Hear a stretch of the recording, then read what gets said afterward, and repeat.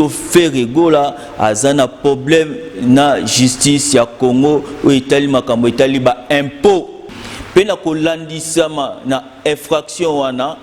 balobi ete azo risquer o ezota la peine ya 2 ans ya kofanda na kati na boloko Ferregola na moment oyo justice eza sima na ye balobi ete akoki kosala pe 2 ans na boloko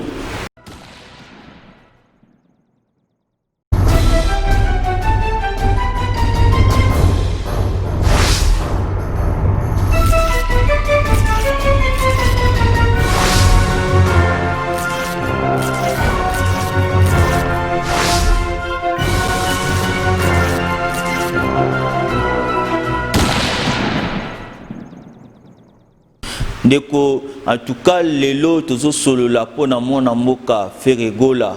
o azali alanga nzembo monene ya mboka na biso. Tozmoni na moment oyo ndeko na biso Ferregola azana problème na justice ya Congo o itali makambo itali ba impôt. Na moment oyo tozo solo la boye eza na jeep na 4x4 na moment oyo eza scellé na DGI. Pena kolandisama na infraction wana balobi ete azo risquer o ezota la peine ya 2 ans ya kofanda na kati na boloko yango tolobi bana mboka état de droit ezota la mototé ezota la rang ya mototé ezota la classe ya mototé ezota la koyebana ya mototé mwana mboka Ferregola na moment oyo justice eza sima na ye mibeko elobi ete tofuta ba impôt bango bamoni ke mwana mboka Ferregola pendant un certain temps afutaka ba impôt te jeep wana etambulaka eza na mibeko te ezo respecter ba norme te po ete etambola na mboka ya Congo yango te DGI balobi ba sele yango eza na maboko ya DGI na kolandisama na bato bayebi mozindo o etali sur les impôts balobi ete akoki kosala pe 2 ans na boloko yango tozo solo ngana bino bana ya Congo toyeba kososola ba impôt ezali nini impôt nani akoko futa impôt ni tokoko futa pe impôt ni tokoko futa te impôt ebandeli wapi pe euti wapi yango tozozwa temps yonanga to solola est-ce que pour na moment oyo ekomi nyonso politique ezokota na kati biani toyebite soki politique ke kota na sima ya fere na intention nini pour na intérêt nini to ezaka ka mibeko e frapper mwana mboka Ferregola toyebite soki lele frapper Ferregola lobby et ke frapper nani lobby mibeko ke kwelela nani yango yonanga pendant quelques minutes tozo meka ko solola pe tozo meka ko kabola moi moke ya connaissance oyo toyebi ezali partage ezali analyse oyo tozo sala yonanga pona komema connaissance na peuple congolais nyonso à ce qui concerne les impôts pako kofuta pako ezanini pako nani akoki kofuta pako pe pako ngo efuta makalolenge nini pe tofuta kango pona nini sima kofuta pako wana ekendaka wapi nde tokosolola na bino mwana mboka na lobi ete azo risquer 2 ans ya boloko yango to solola to pesa pe ba conseil to solola toyeba ko siape ba commentaire et sala malamu pona kosunga ba internaute nyonso o balanda kabiso na mikili ba paya na mikili nyonso tozali esika nyonso tovandi na bandako toyeba ko solola impôt ezali nini impôt ezali pako tozo futa taxe to futaka mbongo o esenge na mutu afuta mbongo wana ezotala tozana ba impôt pako ya kofuta pona lopango na yo okoko futela ngo pe pako mabele pako ya mabele tofutaka yango. Tozana pe tozomona ba pako mususu tozomona ba revenu locatif o tozomona DGRK soko zana ba locataire na lopango mwambongo moko pourcentage moko utaka wana pe babimbongo wana ezape moko ya ba pako mituka na yo okoko futa pe ba pako.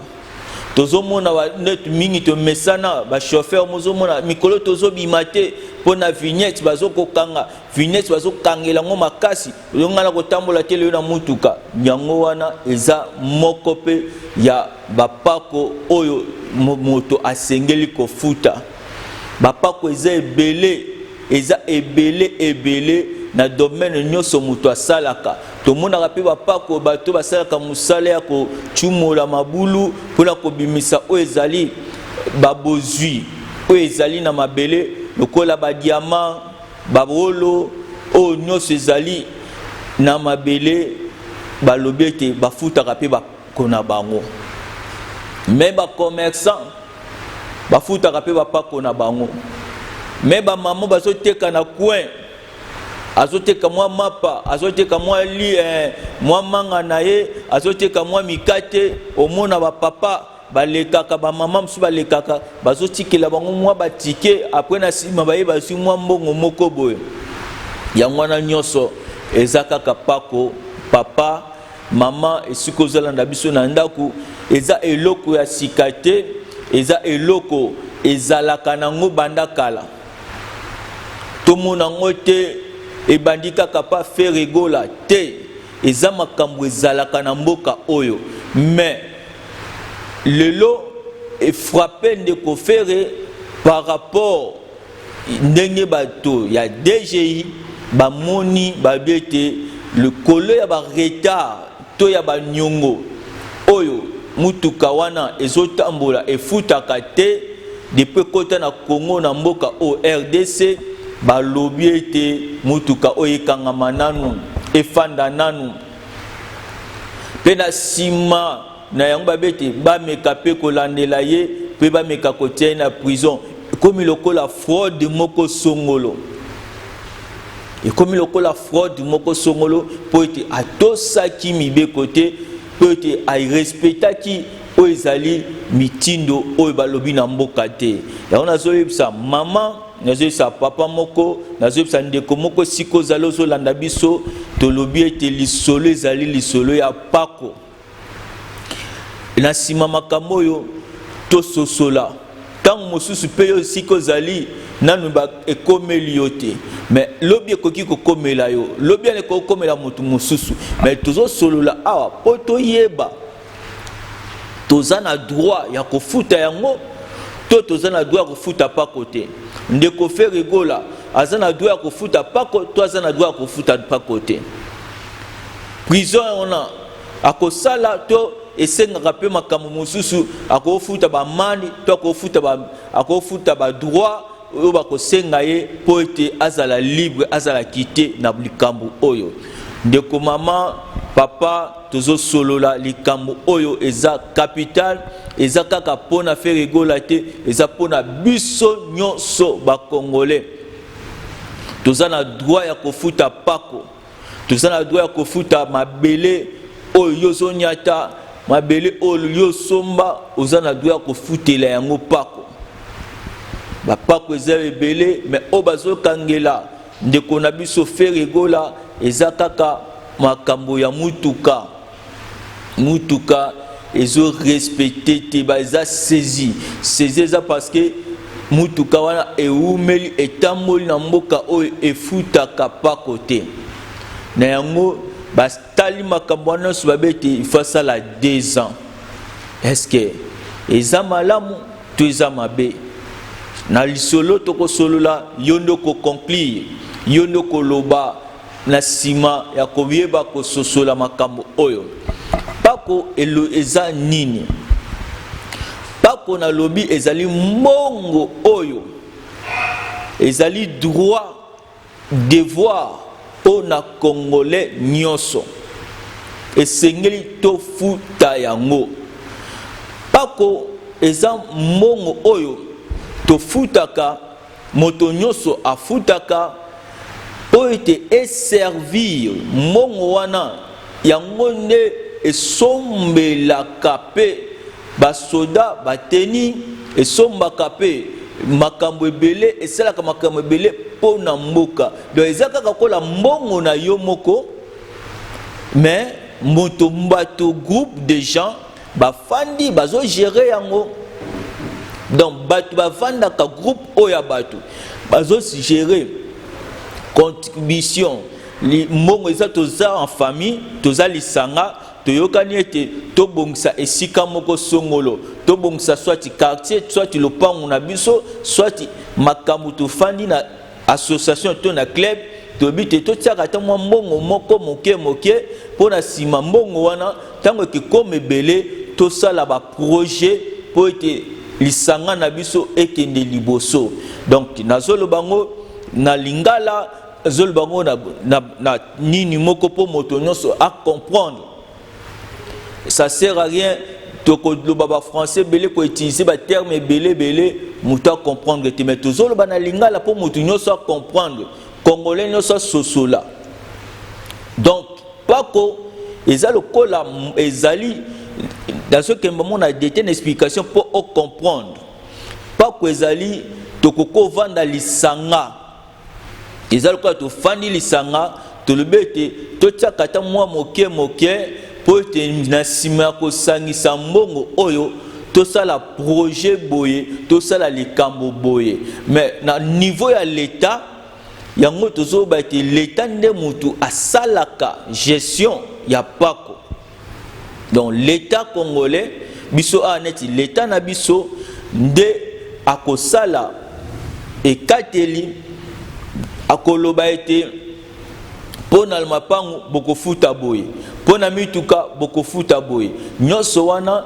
na se ya l'état gouvernement bakambi ekolo oyo tobengaka batindami lokola na lopoto baministre gouvernement pouvoir exécutif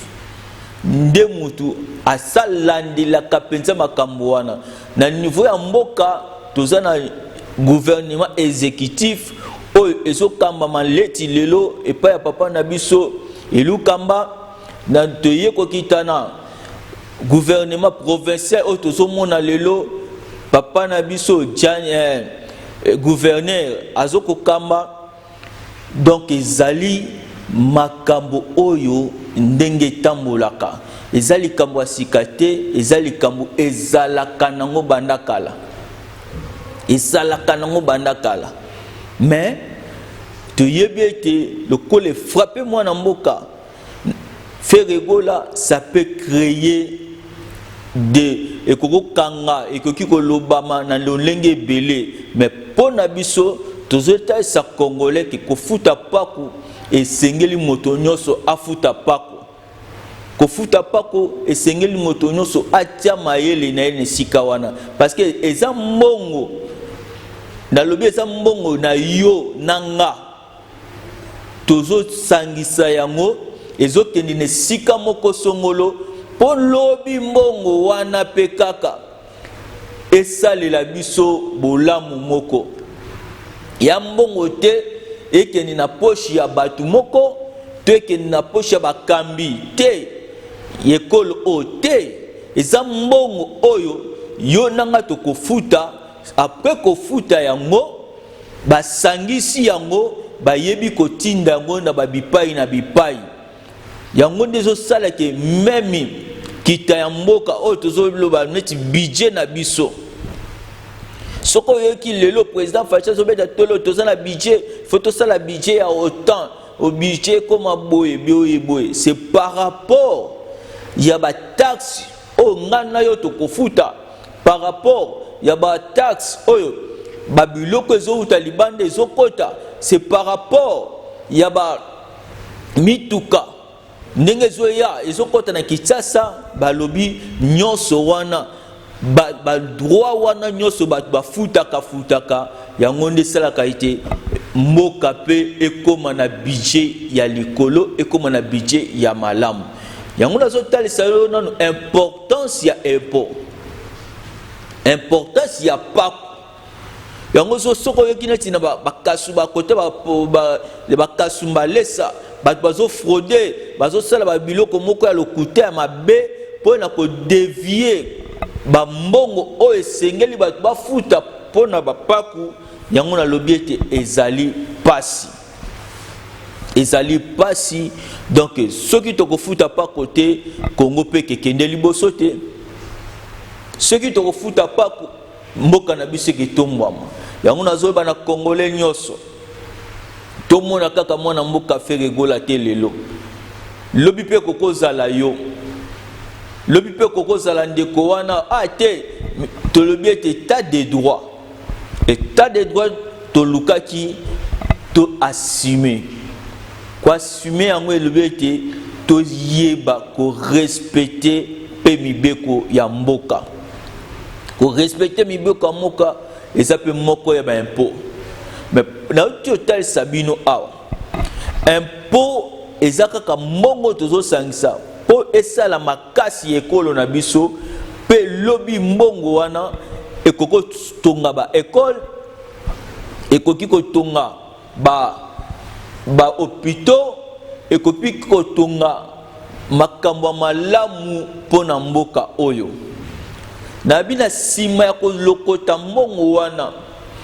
ndenge batu oyo babengami pona kolokota mbongo oyo tozobenga paku soki balokozi bazwi mbongo wana bamemaka yango ekelanga mbongo ekendaka evandi na ministère oyo etali finance oyo etali mbongo nde bakoyeba kotinda yango ndambo ekende boye ndambo ekende na gauche ndambo ekende na droite mosusu ekende kosala mosala boye yango nazoyebisa ndeko moko songolo esika ozali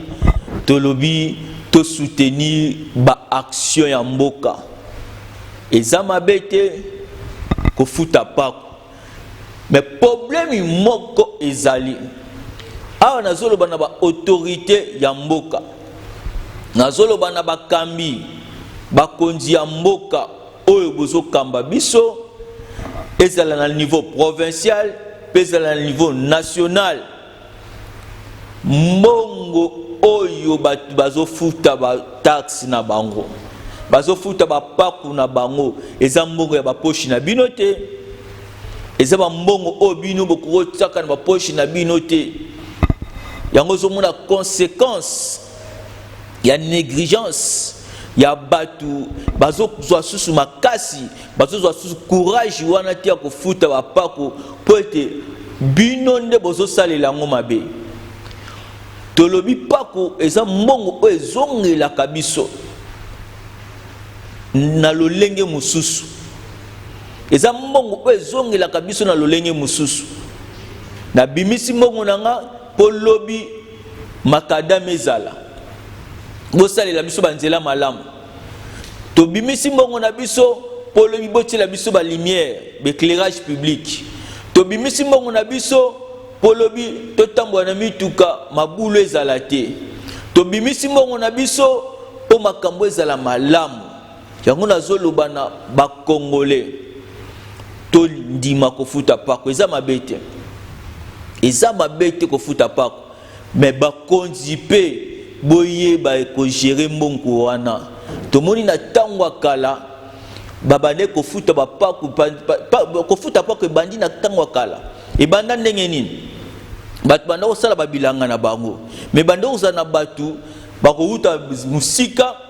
baye na ndako babandi kobebisa baye bakoti na bilanga batu bazwi ba biloko bakei nango basali de n'importe quoi nde batu bafandi babite to banda koyebisa batu babanda ko contribuer mukie na beki ezali sanga bufandi bo décider likola likambu po ete boluka kozwa protection to boba kozwa solution na likambu moko songolo pa kwa liboso banda leba tellement batu bande ko ya ko yiba na babilanga batu bazokenda bango nde nde bafandi bazwi solution babi non ezalaka te balobi tosala nini mpo tose sécuriser tomibatela biso na babiloko na biso nde omoni babande kosala nini soki oteki biloko na yo biloko wana ntango yo oteki ozwi mbongo mokie oye opesi na bakambi ekolo bato ya mboka na village nde mbongo wana bato bazopesa population ezopesa bango basorganize bakomi kofuta baguerrier bato babundaka mpona kosécurize bango yango nalobi ete pako ezofuta ezosalake basoda nos militaires FARDC bazwa bateni tosomba pe ba minduki tosomba pe biloko bibundeli mpona mboka na biso pako yozo futa ezosala ke lelo makadam ezala bam o tozo bensala ko benga communément biso nyonso nzela prince ezala donc eza mabete nazo encourager l'état sala musala na ye biso pe population to futa pa kuna biso pe l'état yeba ko gérer mbongo ya population nazo beta c'était gouverneur Gentini nazo beta c'était na ba ministre nyonso surtout au bazota la finance mboka surtout na budget boyeba ke mbongo ya ba contribuable congolais eza mbongo na binote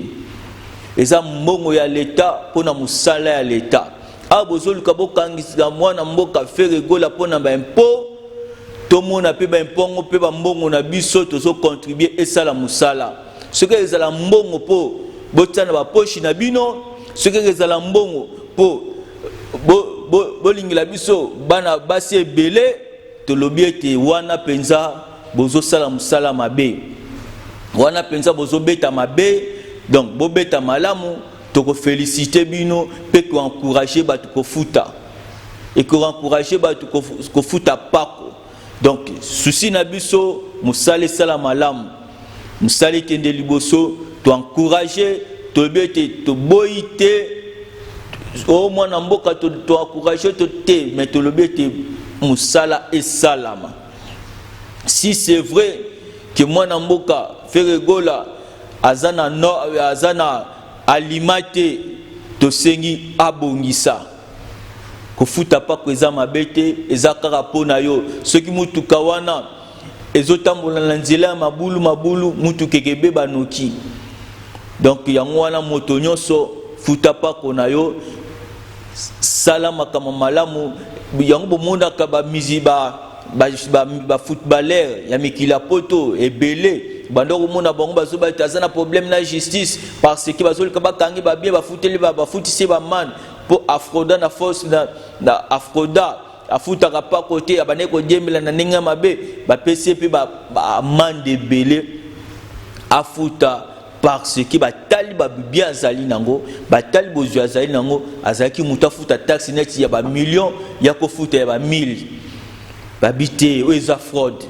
donc bazongisi no nini wana pe ba pese sous ba mande mususu donc eza normal et cela na mokili mobimba donc futa pako eza mabete mais bato tozo futa pako pa na bango bayeba ko salela ngo malamu pako eza kaka mbongo yozo pesa po lobi pe ke zongela yo eza lokola na église opesa ko offrande po lobi basomba mbunda opesa ko offrande po bambelire église c'est de la même manière bisope na kati ya mboka oyo impôt na yo et que sunga mboka oyo kende liboso impôt na yo et que sunga lobi tozala malamu na mboka Congo yango nazo ebisa bande konyonso na encourager biso kofuta pako eza ko soutenir président de la République kofuta pako eza ko soutenir mwana mboka Fachi Beton donc eza mabete eza malamu tosunga surtout na moment oyo tebete tozana président oyo azo sala effort pour être congolais nyonso azala bien azo sala effort pour mbongo Congo muta sakana nango lisusu te mbonga Congo mota saka nango lisusu te. Je crois que bobino moko bomondi déjà ba leçon ya ba directeur ya cabinet lelo azana boloko azo purger peine malgré maladie mais azaka kakuna. Donc pour te dire que sala ma sécurité yo obatio na gestion en mboka sala malamu sepel sabana mboka pesa bana mboka posa kolinga mboka na bango ebi ba impo ce ka moto azo se retrouver na ye na tala bakonzi moto tala c'est la capacité moto azo so pesa mbonga boy opesi même na mundio moko oyisi moto pesa mbonga na osala musala boy opesi moto mbongo après sous le beau pesi mais na sima na yango musala salamité le bilaro ya akopesa te. Donc vous comprendre depuis makambo mususu congolais na message na ngote parce que bino moko ba autorité bo memi pe mboka ngo mabe na ba détournement mbongi bane ko mona na te. Donc to lobi na ba konzi bo bongisa bo beta malamu biso pe peuple to ko beta malamu yango na yebisi bana mboka to futa ba impôt eza esengo mingi ezaki ya bino mosali na bino chef akele oyo amibonza pona bino pona ko solola nayo makambo ya mboka pe masolo ya mboka. To beti masolo ya faire étant que musicien te mais to beti masolo ya faire étant que citoyen congolais o azana ba droit na ba devoir pona mboka oyo Congo. Donc yango wana bo beta libakute eza normal eza eloko asikate eza eloko banda kala pe ekezalaka tant que mboka ekezalaka mboka tant que Congo ekezalaka Congo impôt ekezala ekelongwaka te paku ekelongwaka te mais yonde respecter mibeko ya l'état nzambe nanga apambola bino bisika bozwami.